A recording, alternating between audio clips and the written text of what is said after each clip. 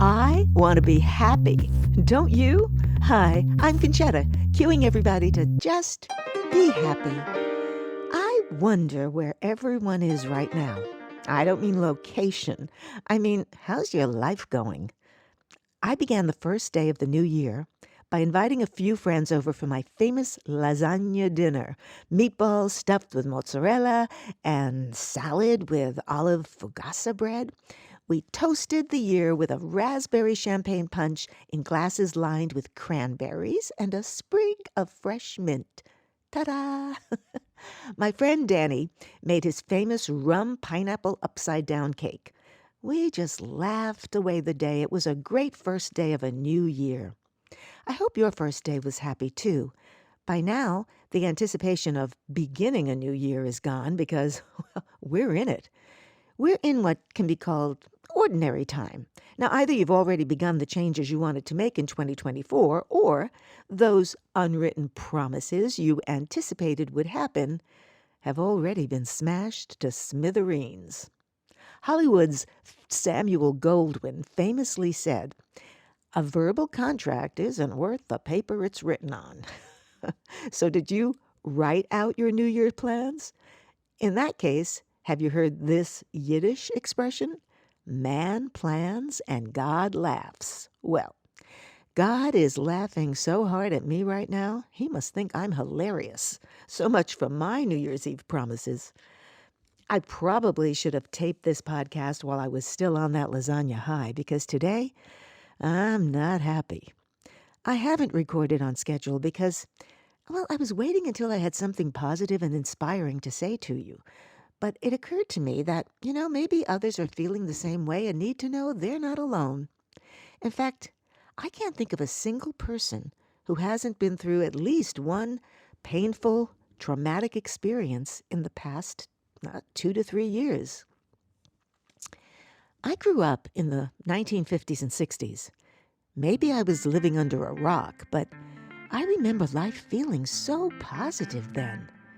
If there were obstacles in your path, you knew when you grew up you'd get through them. You might not get rich, but living here in the USA, you'd never have to worry about a place to live and food to eat. Everyone had 2.5 children. Eventually, they bought a little house, then retired with a pension and a gold watch. I mean, hey, after Eisenhower, it was Camelot. Remember the Kennedys? Pandemics, well, life-threatening bugs you catch by breathing? At that time, the health issue most people worried about was known as the Big C. You never said the word out loud. When someone in our Brooklyn neighborhood got it, you'd hear the grown-ups whisper, "He's got cancer." Then, in a normal voice, they'd say, "Well, he was a big smoker." So, as a little kid, to me that meant if I didn't smoke, I didn't have to worry about it. Food? Listeners of a lovely age may remember your mother telling you to finish your dinner. Don't waste food because children are starving in China. Now, I thought she said that just to make me feel bad and eat the broccoli. But they really were starving. During the Great Famine in China, 30 million people died. This was mostly due to the government's launch of the Great Leap Forward, when farmers, instead of tending their land, were forced to work in steel factories. Progress over people. But I was never personally aware of anyone in this country being hungry. A place to live? Well, I remember seeing tenements, but never tents on city streets. In school, we saw pictures of poverty-stricken people in India washing their clothes and bathing in the Ganges River. Now, we see unhoused people, many of whom once had jobs and homes, living on the street here in the USA.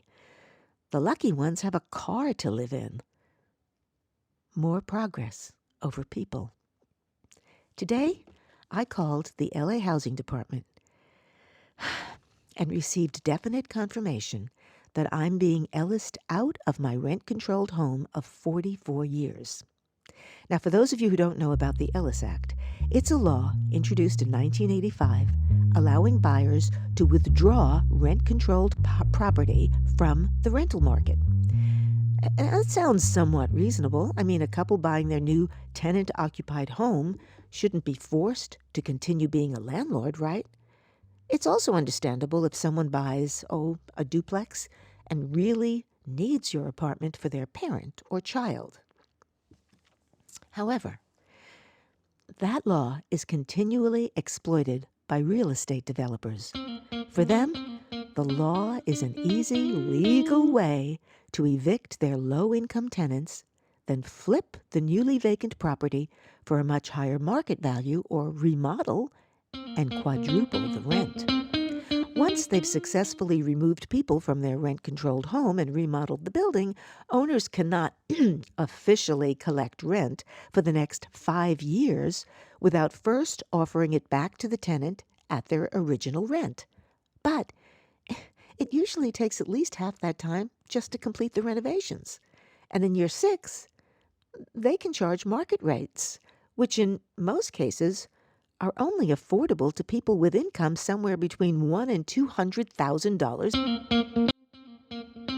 Although the Landlord Association wants you to think otherwise and tells sad tales of mom-pop impoverished owners, the vast majority of Ellis Act eviction notices are served by wealthy developers who live in beautiful homes, as do their families, and most, my case included, own many other properties. Receiving one of those forms, I gotta tell you, it can be devastating. That said, I'm not angry at my new landlord. He's a businessman and legally entitled to make the biggest profit possible from his investment. I get that. I don't blame him for using a state law that works to his advantage. That said, just because it's legal, that doesn't make it right to evict a low-income senior from her home of 44 years. But what does make me angry is the law. It states tenants who have resided in their home for at least 10 years can be evicted by a new owner if he pays a relocation fee. Now, in my case, as a senior, that fee was $22,900. Sound like a lot? Well, in this city, it covers packing and moving costs for my 2-bedroom apartment, plus security deposit on a new one if I find it, with enough money left over for maybe 6 months' rent. After that, I don't know. Recently, a big developer purchased an apartment building in Santa Monica, and he evicted all 522 mostly very low-income tenants, many of them seniors, in order to make repairs. Tenants challenged owners against using the Ellis Act for this purpose, but they were rejected by the California Supreme Court in favor of the developers. A similar situation forced 577 tenants from their homes in a West LA building. I saw a woman interviewed about it on the news.